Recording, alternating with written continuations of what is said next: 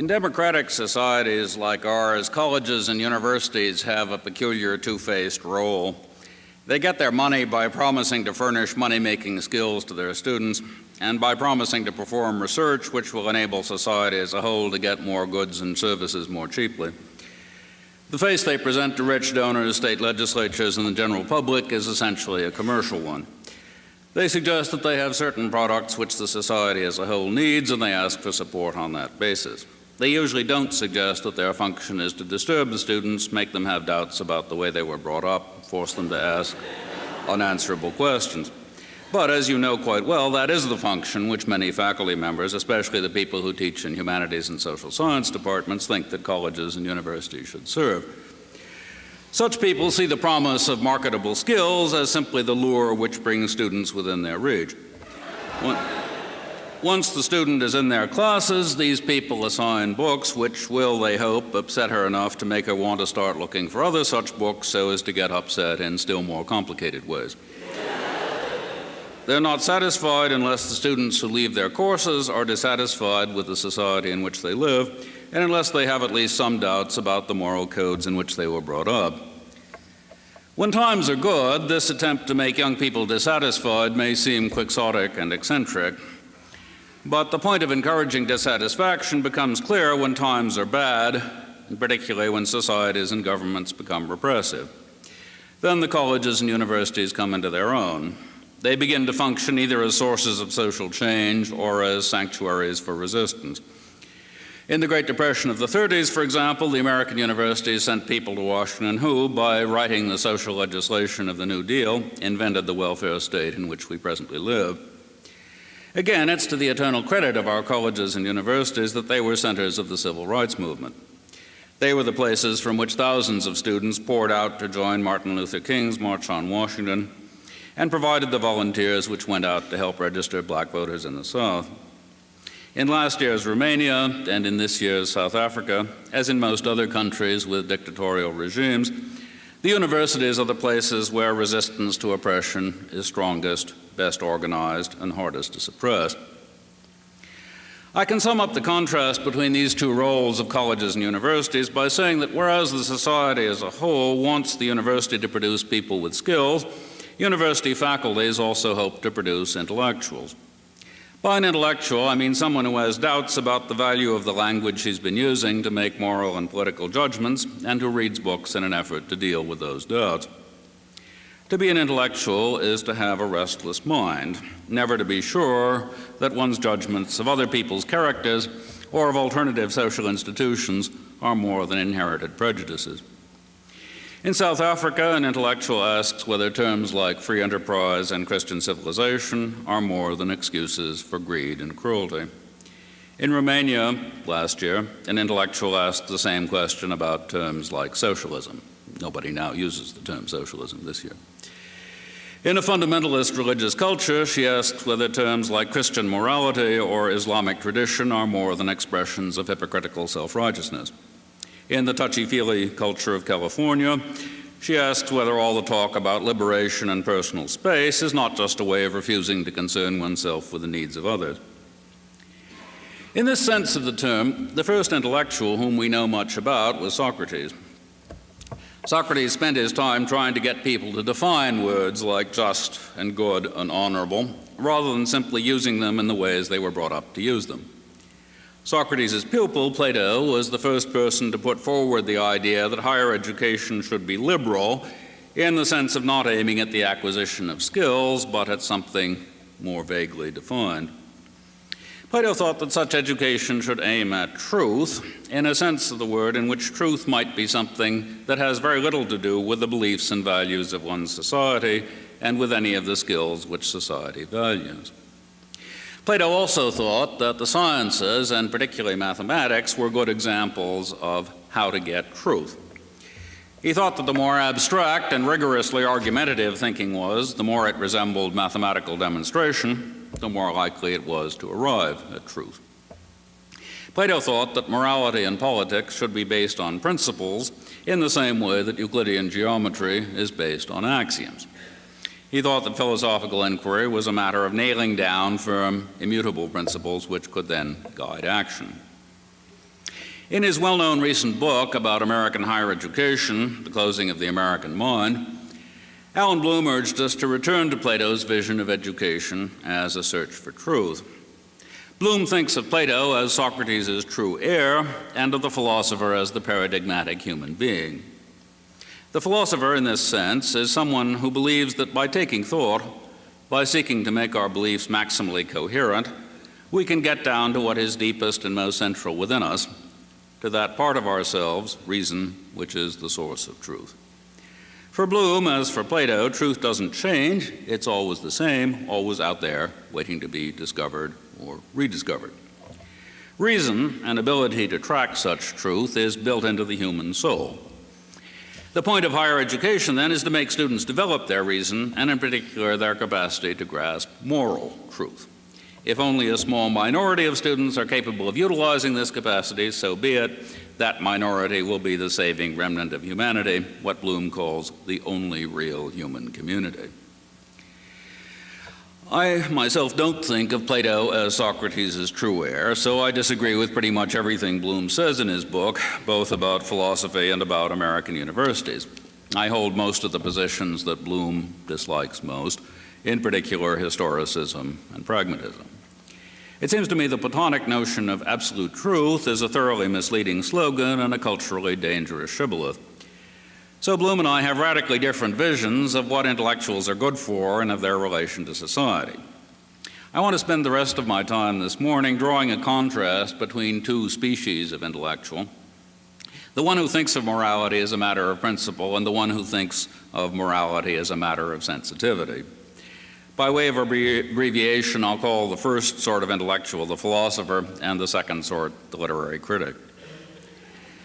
I'm going to use these terms, philosopher and literary critic, in a loose and unfamiliar way. I don't mean professors of philosophy versus professors of literature. The distinction I want to draw cuts across academic departments, just as the distinction between intellectuals and non-intellectuals cuts across the distinction between professors and non-professors. I use the word philosopher to refer to the sort of intellectual who defines her task as the argumentative search for truth. I'd use the term literary critic as the sort who defines her task as the search for novel alternatives and coherence among those alternatives, a coherence found by redescription rather than by argument. The people I'm calling philosophers typically see the sciences as the most important part of culture.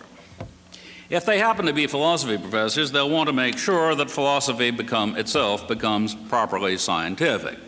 If they happen to be professors of literature, they'll feel impatient with the diversity of critical interpretations and hope that literary criticism itself might eventually be put on a firm scientific footing. By contrast, the people I'm calling literary critics typically see the arts, and especially literature, as the most important part of culture. They don't much care whether they're being scientific or unscientific. They care more about whether they're being curious, interesting, lively, and disturbing. The fundamental premise of the sort of intellectual whom I'm calling the philosopher is that when it comes to questions of morality and the point of human life, we already have the truth within us. As Plato said, it's as if we had known the truth in a previous existence and simply need to be reminded of it, have it brought back to consciousness. Our ordinary common sense beliefs and values, when made maximally coherent, provide us all the clues we need to discover the truth. All men and women have the same basic nature, and laying bare that underlying human nature will suffice to set aside culturally conditioned prejudice. This basic human nature is itself linked to an eternal order of things, a transcendent reality hidden from us by our passions and by the conventions and traditions of an imperfect society. To attain truth is to reestablish connection with this transcendent reality, a reality whose nature can be embodied in principles, just as the nature of Euclidean space can be embodied in the axioms of Euclidean geometry. Bloom and Plato think that to deny the existence of such a reality is to abandon reason and to turn oneself over to passion and prejudice. Plato, as I said, takes the mathematician rather than the poet as a model. The mathematician can give conclusive evidence for his beliefs.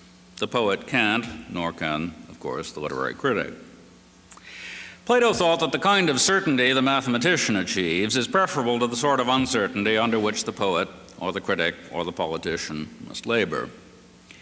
So he set himself the task of asking, what would human beings have to be like if they are, in principle, capable of attaining such certainty, certainty about the nature and goal of human existence?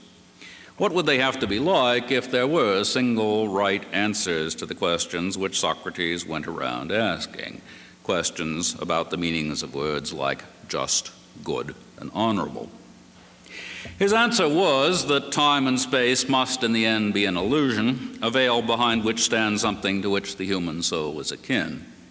Just as the Christian believes that there is a world beyond the grave where we shall see as we are seen, so Plato believed that the world of space and time was not the true world, not the world which could answer the questions we find ourselves, or Socrates found himself driven to ask. Unless there were some transcendent reality with which we could get in touch, Plato thought, Socrates would have lived in vain. Unless there were a truth out there waiting to be discovered, an absolute truth not relative to changing human circumstances, there would be no way for human beings to become free.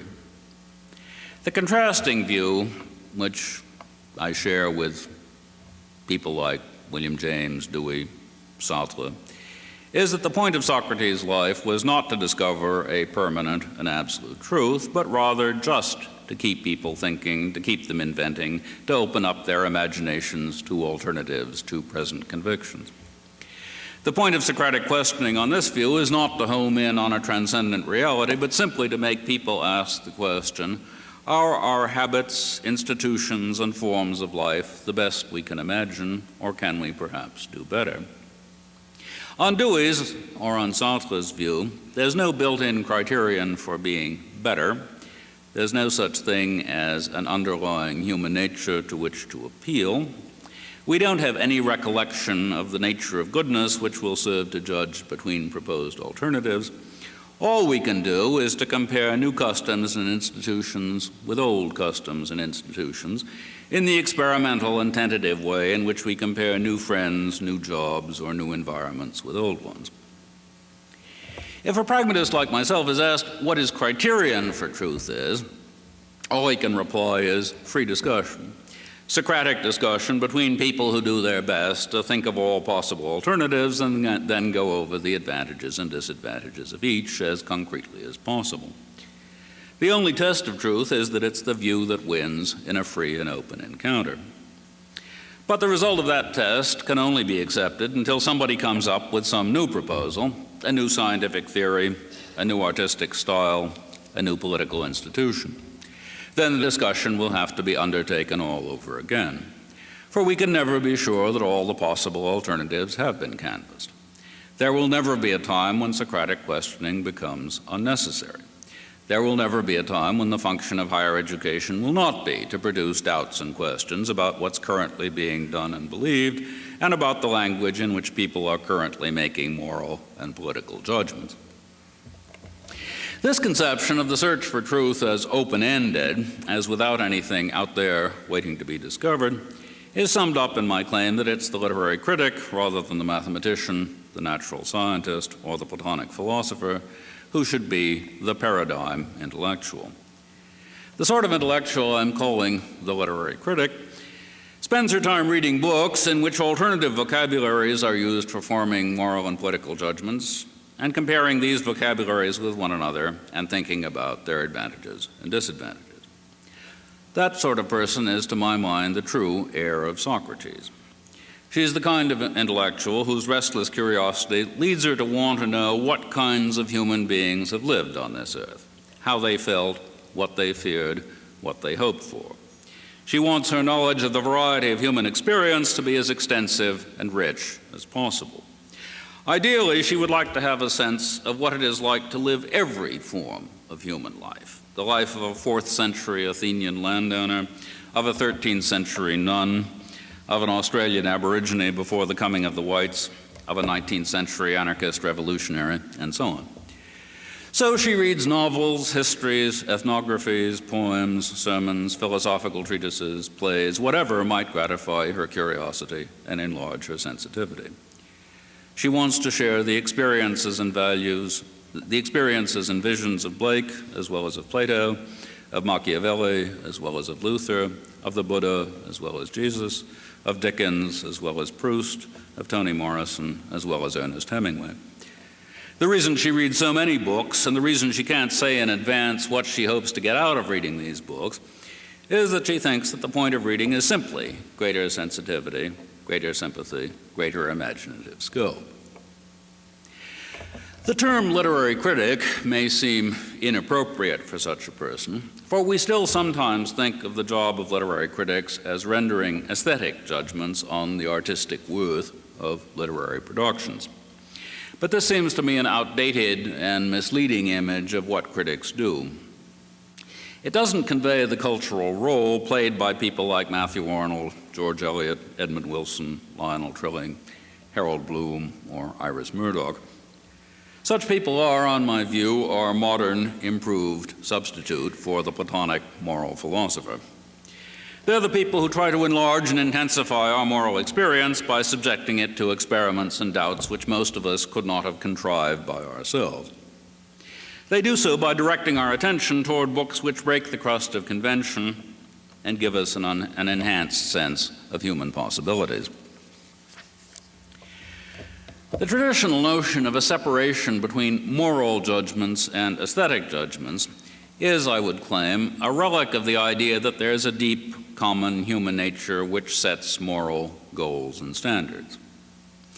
In the last 2 centuries, as new social institutions have succeeded one another with blinding rapidity, as literacy has increased, and as the culture has become steadily richer, the notion of a common human nature has become more and more difficult to hold on to. It's become almost impossible to believe that all human beings, male or female, slave or free, illiterate or cultured, ancient or modern, European or Chinese, have always carried around the same vision of goodness and justice deep within themselves. Everything from anthropology to literary history to Freudian psychology suggests the plasticity of human beings, their ability to speak almost any language and adopt almost any values. The literary critic, thought of as the omnivorous reader and incessant Socratic questioner, is the figure who best appreciates this plasticity. Having given up the Platonic quest for quasi-mathematical certainty, she is engaged instead in a quest for increased sensitivity. This word sensitivity has been given a bad Californian sense recently, but I don't think there is any better word to describe the goal of the modern intellectual. To wish to have increased sensitivity is to wish not to judge people or values or institutions by pre-existing criteria. It's to give up the Platonist claim that there are standards of rationality which will provide such criteria, and to admit that what counts as rational to one culture will count as irrational to another. The literary critic, as I've described her, incarnates everything that the Platonist most dislikes, as well as everything that Bloom thinks is wrong with contemporary American intellectuals and with American colleges and universities. She may be convinced that some forms of life or of society are hateful and others clearly preferable, but she doesn't claim or hope to be able to demonstrate the truth of her claims. She shrugs off the question of whether her conviction is based on reason or emotion, whether it is moral or aesthetic in character. She doesn't think that reason is the name of a faculty which detects truth. Rather, she thinks that rational discussion is simply free, informed discussion, the kinds of discussion which weighs all the advantages and disadvantages before coming to a conclusion. Rationality does not, on her view, consist in the application of a criterion. Rather, it consists in going back and forth between antecedently held principles and particular cases and trying to balance their respective claims. Rational discussion is not an appeal to eternal standards, but simply an attempt to make our beliefs and desires as coherent with one another as possible, while constantly adding new beliefs and desires to the old. It seems to me that my kind of intellectual, the literary critic rather than Bloom's or Plato's kind, the philosopher, is the kind most appropriate to a pluralistic democratic society. The basic idea of such a society I take to be that we don't have to agree with each other about the point of human life, about human nature, about deep and controversial matters, in order to get along together. Thomas Jefferson got the country off to a good start when he said that the state should ignore the difference between theists and atheists. As he put it, "It does me no harm if my neighbor believes in 20 gods or in no God." More recently, the political philosopher John Rawls has said the democratic social theory should ignore the difference between alternative philosophical views. As Rawls says, such theory should, I quote, "stay on the surface, philosophically speaking." I take Rawls's and Jefferson's point to be that it's not the function of the state to have a view about how people should live, about the kinds of values they should hold, nor about human nature. Democratic politics doesn't require a consensus on the desirability of anything except a need for fair play, for what Rawls calls justice is fairness. The function of a democratic government is to make sure that people get roughly equal chances to realize their own goals, including equal chances at the sort of education which will incite them to formulate novel, hitherto unheard of goals. This is not, obviously, Plato's or Bloom's view of the function of government. They view the state as a way of making human beings good, not merely of making them free. They view colleges and universities as places where truth, in the absolute Platonic sense, is sought. Truth not just about scientific fact, but truth about the nature of the good and the nature of human beings. That's why Bloom thinks that American universities and American society are in bad shape. He's particularly pessimistic about the humanities departments in the colleges and universities. He condemns them for having no unified sense of mission, no agreement on what values should be inculcated, on being a mere flea market of ideas. He's particularly scornful of the fact that literary criticism has become the dominant discipline within the humanities, and of the fact that the great books are no longer taught as sources of truth, but merely as ways of opening up the students' minds. Let me quote a characteristic passage from Bloom. "Practically no one even tries to read Greek books as they were once read for the sake of finding out whether they are true. Aristotle's ethics is viewed now as teaching us not what a good man is, but what the Greeks thought about morality. But who really cares very much about that? Not any normal person who wants to lead a serious life." End of quote. Bloom thinks that to lead a serious life is to ask Platonic questions. Questions about the nature of the good and of human beings. He thinks that a serious college or university would be one in which both faculty and students believe that these are good questions and that there are answers to them waiting to be discovered. He thinks that reading Aristotle simply to get an idea of what another civilization was like is to dishonor Aristotle. By contrast, I think that this is exactly the right way to read Aristotle. I think it's to the credit of contemporary humanities departments that they are indeed flea markets of ideas. They don't share a consensus about anything, nor should they try to form one. They don't have an agreed-upon agenda other than the continuing attempt to upset the students by introducing them to books that run against the grain of what they formerly believed. They treat all books, as they treat Aristotle's ethics, as occasions to increase sensitivity and curiosity. They conceive their function simply as ensuring fair play, making sure that as many different sorts of books as possible get an equal chance to change the students' minds. They hope that providing a sufficiently rich and varied flea market, the students will leave the universities a bit more sensitive than when they entered. This conception of higher education in a democracy and of the role of intellectuals in a democracy can be defended in another way.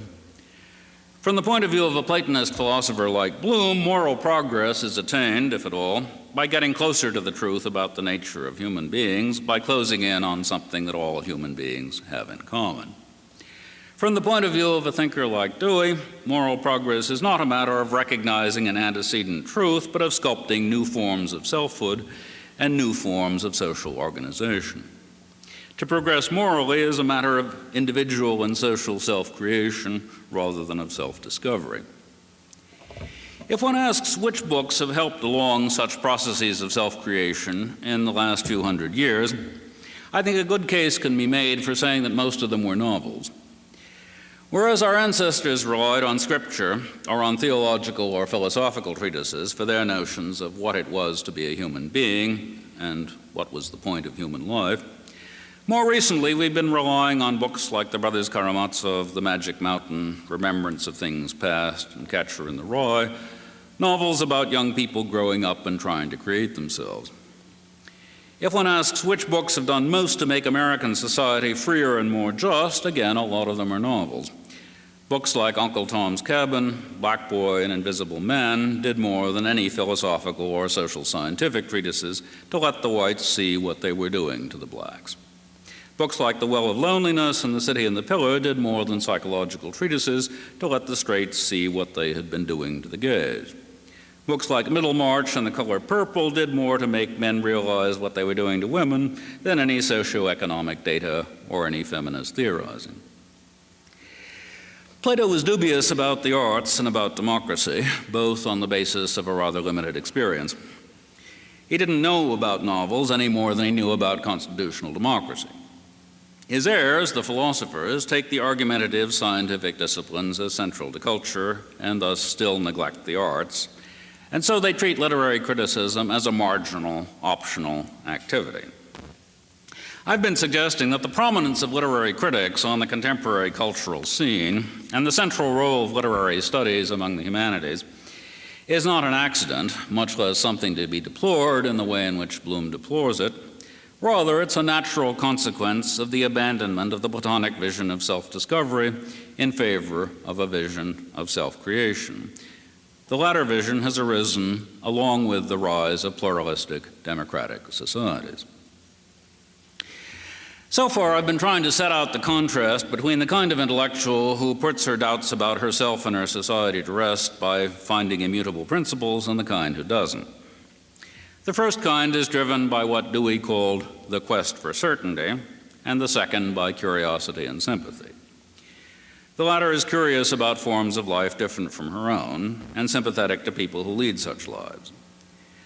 The former looks for unity and thinks of philosophical inquiry as converging to a single body of truths. The latter looks for diversity. She's more concerned about having missed something, having been condescending and cruel toward someone of a different sort, than about certainty. Now I want to turn more specifically to the difference between two conceptions of morality, characteristic, respectively, of these two sorts of intellectuals. The usual complaint of the philosopher against the literary critic is that her attitude is relativistic and irrationalist. From the philosopher's point of view, the literary critic who revels in diversity is implicitly saying that we have no moral obligations except the ones we choose to have, or the ones we happen to have been brought up to have. But a moral obligation, she says, which rests on nothing more than choice or custom, is not really an obligation. So, for example, philosophers like Kant tell us that we must not confuse moral obligation with feelings of kindness. Sympathy is something one may or may not have, depending on idiosyncratic contingent features of one's personality or one's upbringing. But moral obligation is something quite different. It's something we all ought to feel. So Kant said, following Plato, that the source of moral obligation must be a distinct faculty, reason rather than emotion, because reason is part of human nature, whereas emotions are just contingent features of particular individuals. Kant said that we have an obligation to treat all rational beings as ends rather than means only, to treat them as utterly different in kind from every other being, as having what he called dignity rather than mere value. Even someone like myself, who would prefer to discard the notions of intrinsic human dignity and unconditional moral obligation, has to admit that these Kantian uses have been extremely useful. These are the notions which helped develop the democratic societies. In the revolutions of the 18th century, the notion of the rights of man was a slogan that helped abolish feudal institutions. In the 19th and 20th centuries, as democratic cultures gradually became more egalitarian, human dignity was a slogan which helped the poor and weak get a somewhat fairer share of the products of their labor. The ethics of sensitivity, which I've associated with the figure of the literary critic, may seem to endanger all the gains made in recent times with the help of these Platonic and Kantian notions. What I want to suggest, however, is that we should regard the notion of unconditional moral obligation as a ladder we've now climbed up and may be able to throw away. Just as our increasingly secular culture has found a way to do without the notion of God as a supernatural person who rewards good actions and punishes bad ones, so we may be able to find a way to do without the notion of reason as a source of categorical moral imperatives. The trouble with this notion of reason is that it just doesn't fit in very well with the biological account of human evolution, nor with the historians' and the anthropologists' accounts of the development of forms of social life. These accounts leave no room for the idea of a central human faculty called reason, nor for the idea of an unconditional moral law imposed by that faculty, any more than they leave room for the idea that God created the universe in 7 days and made man in his image. Philosophers like Plato and Kant wanted to make our sense of moral obligation independent of our religious faith. They wanted to make it something innate in human beings and not requiring revelation. To bring off this attempt to make the moral conscience independent of God, both philosophers had to split man in two, to give him a supernatural component as well as a natural one. They had to give us a soul which was distinct from the body, an entity which had no relation to either biology or history. Such a soul has become more and more difficult to believe in. One advantage of an ethic of sensitivity over an ethic of principle is that it doesn't require us to postulate such an entity any more than it requires us to postulate a God. An ethic of sensitivity assumes that morality is not a matter of recognizing unconditional obligations built into every human being simply by virtue of being human, but rather of community obligations, obligations one feels as a member of a group. The sense in which moral obligations on this view are obligations rather than simply matters of individual choice is that obedience to such obligations determine one's identity as a member of a community. So the difference that Kant tried to draw between a moral obligation and a feeling of benevolence can be drawn as follows. The former represents the consensus of a community with which one identifies oneself, whereas the latter is idiosyncratic, may or may not be had, while still retaining membership in that community. It's one thing to treat someone weaker or less advantaged than oneself decently because one happens to feel kindly toward him, perhaps because of some unconscious accidental association with one of his features or traits. It's another thing to recognize this person as a fellow citizen, one of us, the sort of person to whom we are obliged to behave decently. On this view, moral progress is not a matter of having a clearer and clearer understanding of unconditional obligations which have always existed but were only dimly seen by the cavemen, the heroic heroes, and the pre-Civil War slave owners. It's instead a matter of expanding our sense of solidarity in out through gradually larger concentric circles, extending it from the nuclear family to the extended family, from the family to the tribe, from the tribe to the confederation of tribes, from the confederation of tribes to the citizens of a city whose laws and traditions have created a new sort of community, from the city to the nation state, and eventually perhaps from the nation state to a global human community. In other words, it's a matter of coming to see more and more different sorts of people as us, seeing an individual who lives quite a different life from our own as nonetheless one of us. The development of civilization on this view is not the triumph of reason over passion, but the triumph of tolerance over distrust. The course of human history is not a saga of increasing agreement about universal standards, but of increasing ability to tolerate diversity. What makes the difference between the pre-Civil War slave owner's attitude toward blacks and her post-civil rights movement descendant's attitude is not that the descendant is more rational than his ancestor, but that he belongs to a community which describes whites and blacks in more or less the same terms.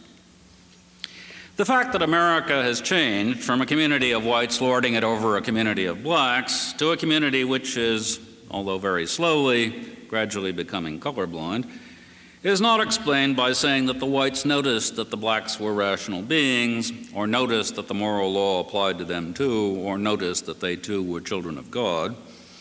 It is explained, I think, by telling the story of how the whites gradually became aware of the blacks' suffering. That's a story of gradually coming to notice the details of the life the blacks were leading, of what the life of a slave must feel like from the inside, of what it's like to have to sit in the back of the bus. This process of becoming sensitive to suffering which one had never noticed is an example of what I'm calling moral progress, the widening of the sense of community to include people who were once thought of as them. On the view I'm offering, therefore, democratic society is not founded on a sense of obligation, but on a sense of sympathy. It's not based on a recognition of intrinsic human rights, but on the ability of all the members of such a society to use the term we in the same way, to refer to a group which extends across religious faiths, social classes, racial lines, and philosophical differences. The increasing egalitarianism of the democracies is not a matter of recognizing that illiterate laborers, blacks, women, and gays are as much rational beings as middle-class, straight white males, but rather of those males themselves, the people who have a monopoly on power, coming to realize that these people have the same hopes and fears and the same susceptibility to pain and humiliation as they do. The sort of moral progress which this increasing egalitarianism exemplifies is a matter of the people who control the power of the state and its institutions gradually becoming able to think of the poor, the weak, and the outcast in the same terms as they think of themselves, to apply the same language to these people as they do to their own friends, neighbors, and colleagues. As I've already said, this extension of sympathy has, I think, been the product of novels more than of sermons and treatises, of literary artists more than moralists of principle. One advantage of this way of looking at moral progress over the Platonic or Kantian way of looking at it is that it disinclines us to ask skeptical questions, questions of the sort Nietzsche asked, about whether there really are human rights, or questions of the sort B.F. Skinner asked about whether freedom and dignity really exist, or questions about what human nature is really like, or about whether the notion of moral obligation can still make sense if there's no God to reward and punish.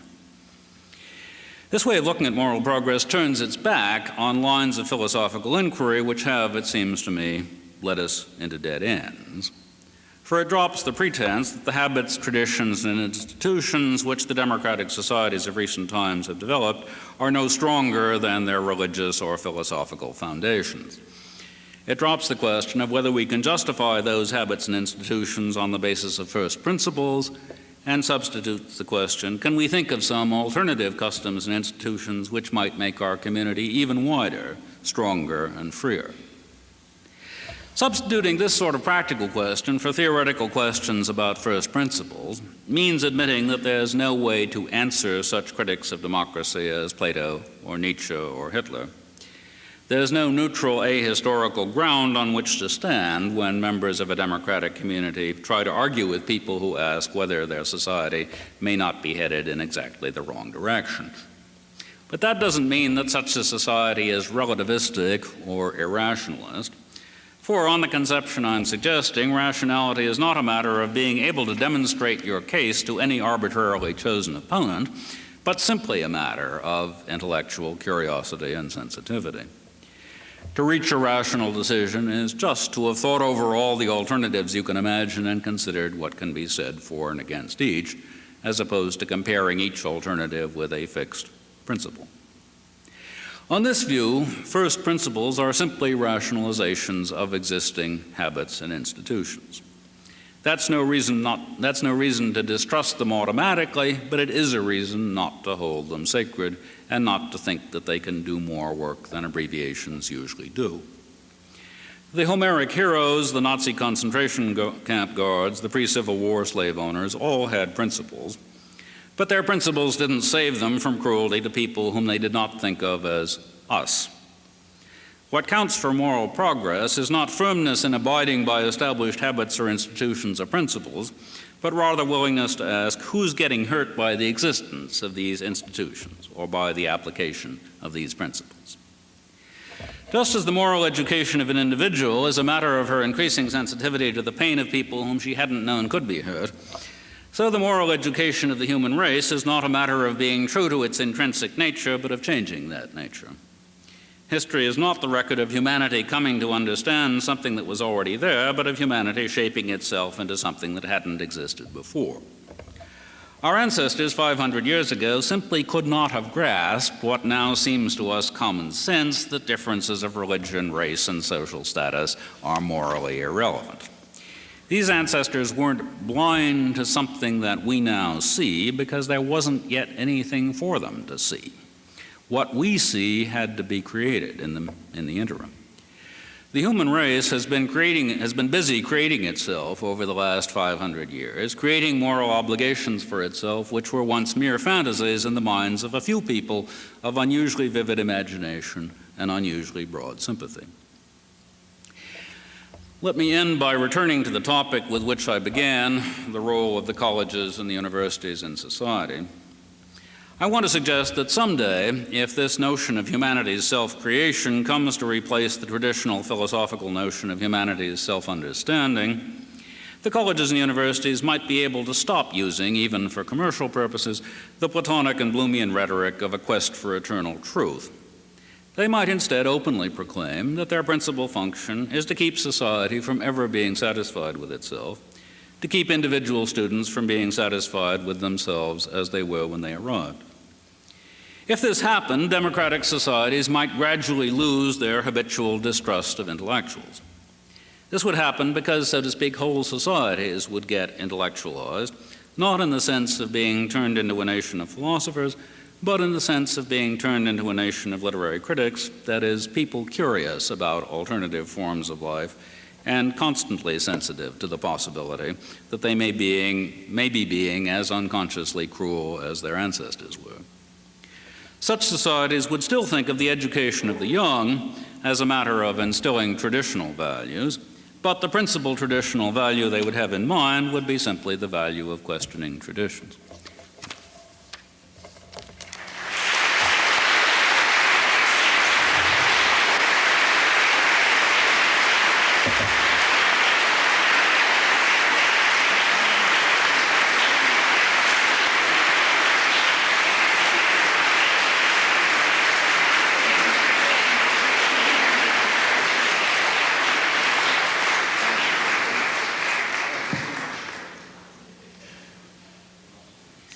If anybody has any questions for Professor Rorty, he'll be glad to answer them right now. I gather we have 10 minutes to go, so if anybody wants to raise questions, I'd be glad to try to answer them. Yeah.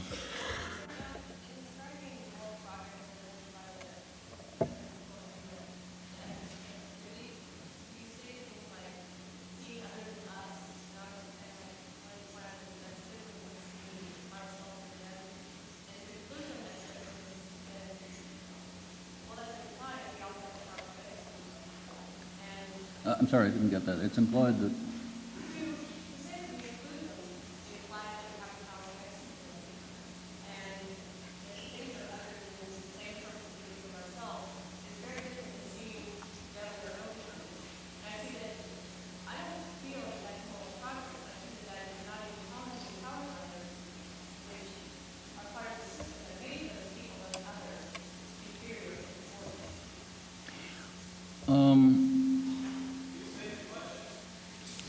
I'm sorry? Oh, restate the question. Yeah. The question is more or less, isn't this line that I'm taking a way of having the powerful refuse to see the underdogs in their own terms and insisting on seeing them in the terms used by the powerful? Is that fair? Okay, I do. For roughly the following reasons. The idea of a democratic society, or one part of the idea, is of social change by reform rather than revolution, in which, and this in effect, like it or not, means the people who have the power actually letting go of some of it. It seems to me that that process of letting go of power you originally had is the backbone of what we think of as the moral progress of the last few hundred years. On the question of seeing people in their own terms, I'm not sure that anybody ever does that. That is, I'm not sure you can sort of blank out your own terms and pick up the other's terms. I suspect the best we may be able to do is to say, I'm not quite clear what terms he or she sees themselves in, but good luck to them. That is, let them be one more of the batch of people who enter into the free and open marketplace of ideas, the free and open marketplace of the electoral process, and so on. Is that an answer, or do you want to follow up? Yeah.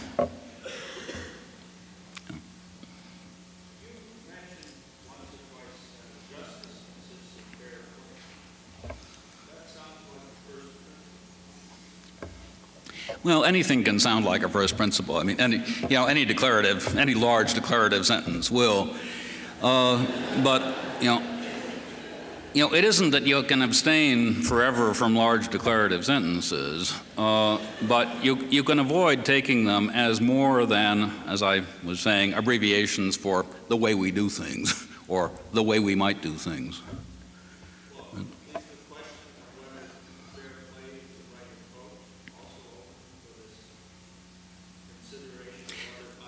Yeah, I guess I don't quite see how it can be. I mean, it would be nice if you could imagine a nice debate between, Nietzsche and John Stuart Mill on the question of, whether free and open encounters between peoples of every sort was the means to truth. But I can't quite see, I mean, that seems a pleasant fiction rather than anything I can actually imagine occurring. I suspect that when anti-democrats begin to say, let's stop all this stupid free and open discussion, that means war. It's not itself going to be a topic for free and open discussion. Yeah. You said essentially that monism helped us feel the suffering of the blacks felt being more specific back in the past.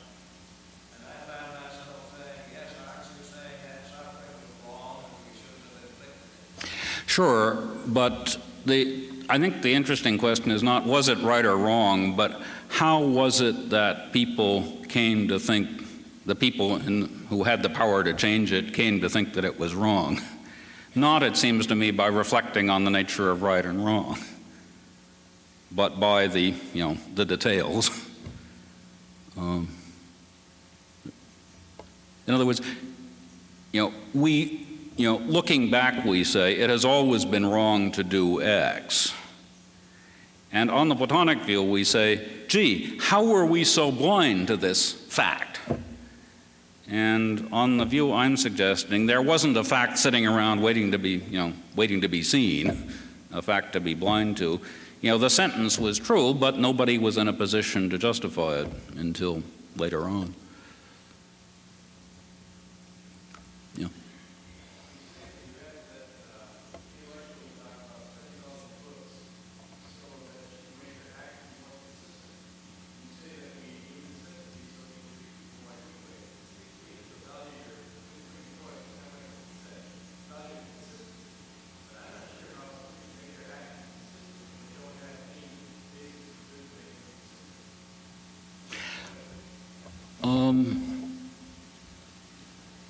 Well,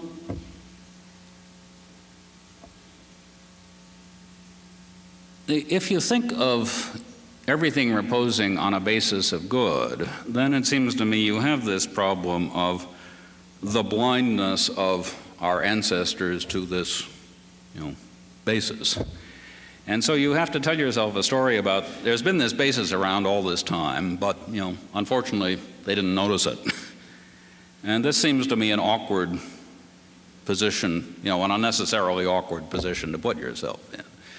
So I would prefer to tell a story about how noticing the people in the back of the bus, noticing the condition of the slaves, noticing, all the things which we counted as moral progress for the community to have taken account of, gives you new beliefs to make coherent with your old beliefs. And in the process of reweaving your own beliefs into a pattern that renders them coherent with the new beliefs about what's actually going on with the slaves, for example, you find yourself moved to act differently than you acted before. I don't see why getting coherence requires a criterion of coherence. Coherence is just a matter of being able to justify all your beliefs in terms of other members of your set of beliefs.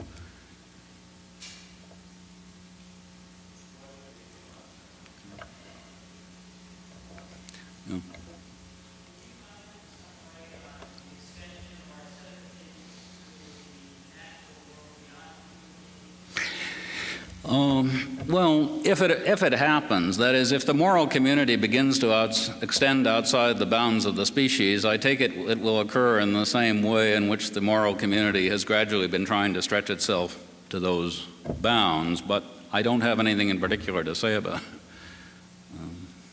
it.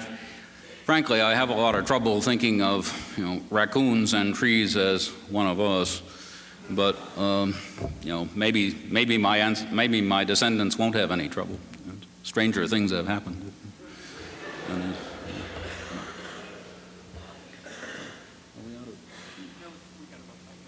Okay.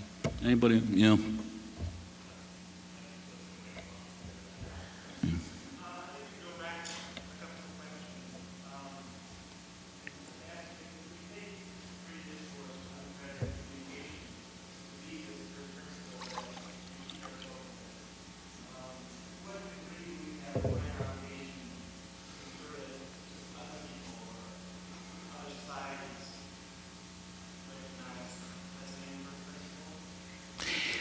I don't think there's anything general to be said. I mean, do we have a moral obligation to overthrow the Islamic fundamentalists and introduce enlightenment to the Islamic world? I really don't know. There's much to be said for doing so, and there's also the point that you'd kill an awful lot of people if you tried, and there are times when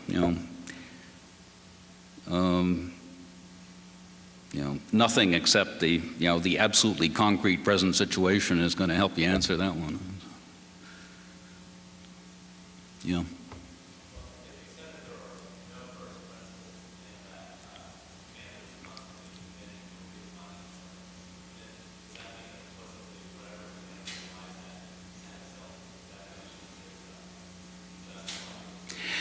It depends from whose point of view you're talking. Of course, they'll say they're justified. If you manage somehow to, achieve immortality and look down upon them, you won't say that they're justified. You'll say that, that human history wound up in a moral disaster. But there isn't any, point of view of an ahistorical being which will resolve the issue between you.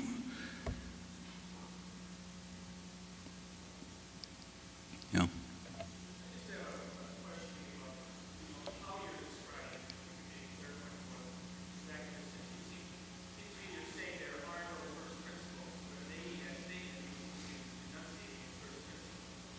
Well, it's at least a large abstract claim.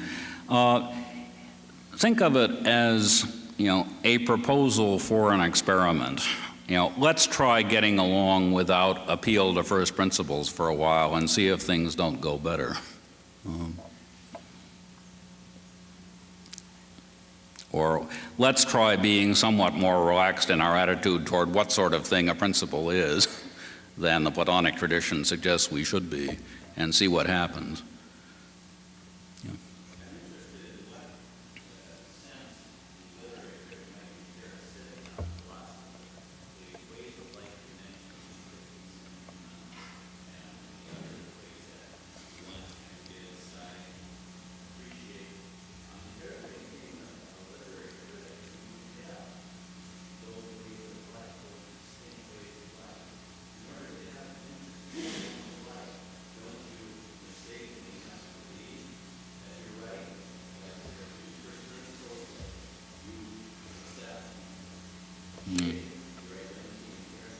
I hope not. You know, shall we persist in sin that grace may abound? It seems to me that you know, the examples I gave were of, you know, pre-modern. Some of them were, you know, pre-modern characters. But it seems to me that the modern world is producing all sorts of, you know, fascinating ways of being human, without the benefit of, you know, either religious or philosophical conviction.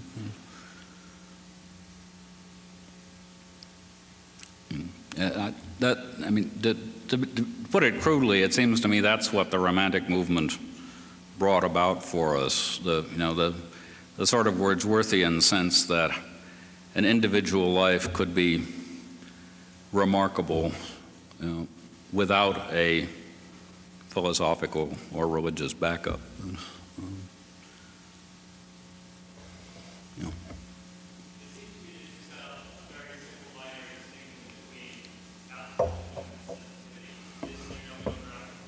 There are millions of middle grounds. I mean, you know, but it's a useful opening gambit for discussion to say, you know, there's this thing over here and this thing over here, and you know, when you continue the conversation, then you formulate lots of other options. But you know, I could formulate sort of things 3/4 of the way along the spectrum, halfway along the spectrum, and so on. But you know, it would go on for hours and hours and hours. But, so I'm sort of pretending that, you know, they're really only two, or at least I'm suggesting we've perhaps done all we can with emphasizing one end of the spectrum. So now maybe we should try emphasizing the other. I guess it's 10 minutes too. Shall I stop?